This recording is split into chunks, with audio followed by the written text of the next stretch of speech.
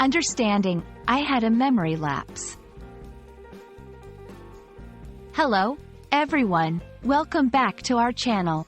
Today, we're diving into an interesting English phrase, I had a memory lapse.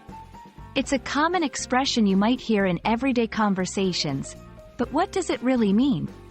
Let's break it down together, ensuring that you can use it correctly in your own discussions. A memory lapse refers to a short period when a person can't remember something.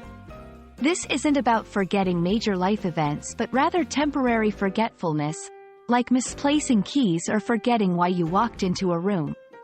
When someone says, I had a memory lapse, they're admitting to a momentary slip in their memory.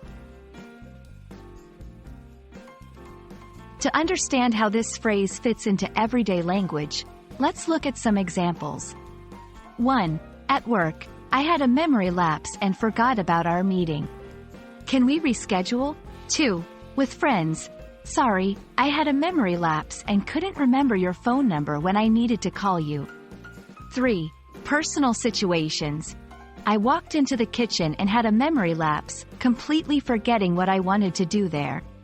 These examples show that a memory lapse can happen to anyone, in any situation, emphasizing its temporary and usually insignificant nature. Using, I had a memory lapse, is straightforward. It's a polite way to acknowledge a moment of forgetfulness. However, it's best used in informal or semi-formal contexts. Here's a simple structure to follow. Acknowledge the lapse. I had a memory lapse. Explain what was forgotten, if necessary, and forgot our meeting. Offer a resolution or ask for understanding.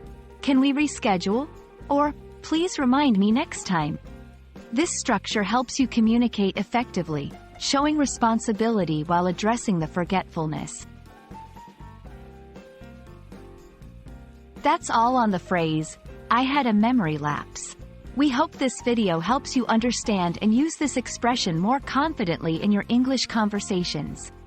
Remember, everyone has moments of forgetfulness, so this phrase is a useful and polite way to address them. Thanks for watching, and don't forget to like and subscribe for more English language tips. See you in the next video.